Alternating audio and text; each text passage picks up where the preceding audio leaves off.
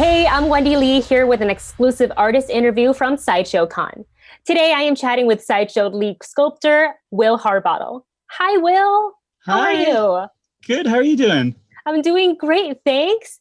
So happy to be here talking with you. So happy to be here at Sideshow Con. And let's just gonna go ahead and jump right into it. When did you know that you wanted to become an artist? That goes back probably before I can remember. I was very, very young when I started to, like a lot of kids, doodle and sketch and draw.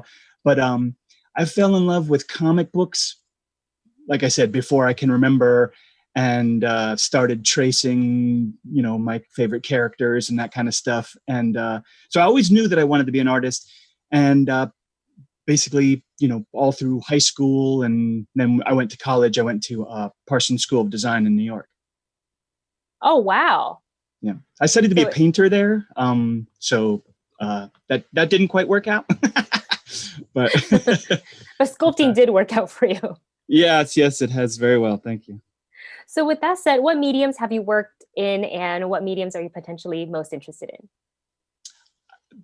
Boy, I've I've tried just about everything. I feel like I was a potter and a glass blower for a while, so I didn't make action figures or statues, but it was different media. That was before I started in this field, and but I really found myself when I started sculpting digitally. That's what really just changed my whole life.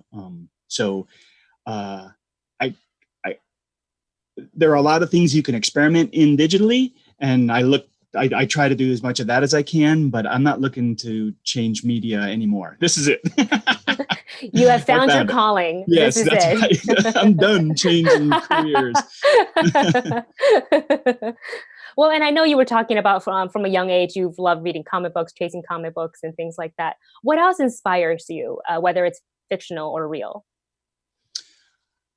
Hmm. Uh, in the art world, there are so many artists that I love. I mean, just at Sideshow, we're surrounded, usually when this stuff isn't going on, we're surrounded every day by so many talented artists that are inspiring, and we work with others all around the world. So um, that there are people who inspire me: Daniel Bell and Martine and Matt Black and Shu in the studio there.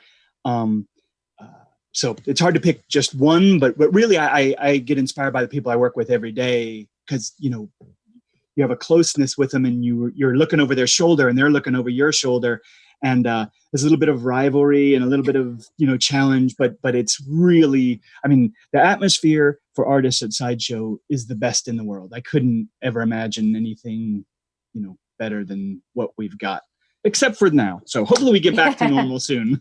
yeah, I would say. Would Yeah. you say you pull inspirations from each other as well as you're working Oh yeah. together?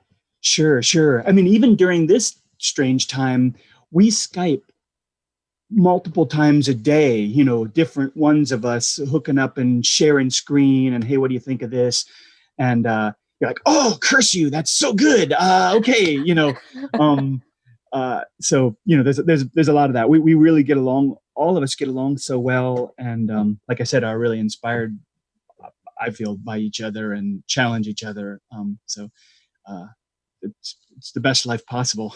Yeah, that's amazing. You guys all can keep each other kind of accounted for and on your toes, kind of like, all right, I got to keep going with Yeah, this. well, and then right down the hall are the cut and sew team, and then the paint team, and the graphic design team, and they're so even people who are doing very, very different things than you are all contributing to making what we do. It takes such a huge team. It's almost like making a movie. I think about that all the time. To get all the parts to come together at the right time in the right place.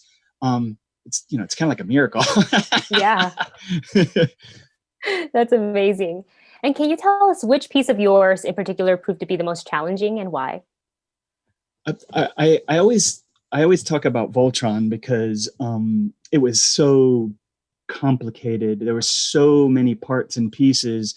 Um, so, I've mentioned that one before, but I really enjoyed the challenge of the recent Deja Thoris piece, because in that one, I was more involved in the art direction of it. And so that was challenging because, hey, it's up to me, to some extent. And, the ideas are coming through me. And so I felt a great responsibility. And plus, it's a character that, going back to those early days, like we mentioned, John Carter and Deja Thoris were who I grew up with. I read every one of those books and stuff like that. So I was like, okay, I got to get this one right. And I'm trying to interpret something that's coming from a book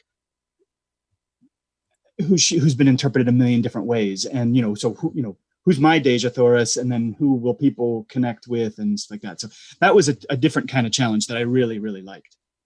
That's amazing. Thank you for sharing that with us. Sure. And when you're in the thick of it, you're sculpting, what do you listen to while you're working? I am addicted to 60s Italian go-go music, from this, dancey go-go soundtracky stuff from B-movie Italian. I listen to it all day, every day. I've got hundreds of hours of it in all these different mixes and stuff. But I think what I like about it is it's all from movies that I've never seen. Mm-hmm. So I'm as you're listening to these weird, crazy go-go soundtracks, you're kind of telling the story to yourself, because, it's a soundtrack. So it's a certain kind of music. And I make up the stories to myself. So that kind of helps me pass the time. And they're all real high energy. And so I can't listen to stuff that's super mellow. I need a contribution of energy from the outside to keep me up to speed. So yep, that's it. It's there's tons of it out there on YouTube and whatever that is so good. Amazing. I can just see you just jamming to the beat, sculpting to the beat. Totally. You can picture drop a screen behind me. It's all psychedelic, oil drips and stuff like that. That's what's going on in the movies. That's amazing. I want to witness that one day. Yeah. And Will, my final question to you is, what are you most proud of as an artist? Ooh. I would have to say, I love learning and growing, and I've really had the opportunity to keep doing that. As I've gotten older and older and older, I still have this hunger to improve and to learn, and I think that's a good thing as an artist. Absolutely. Yeah, no, it is. Absolutely. Thank you so much for sharing all of this with us today. Thank you for joining us, Will. Absolutely. So hey, have a great con. I can't wait to see everyone else and what else is going on. I'm so excited. Thank you so much. Thanks for the time. And of course, thank all of you guys for watching at home. Stay tuned for more content from Sideshow Con. And of course, don't forget to let your geek side show.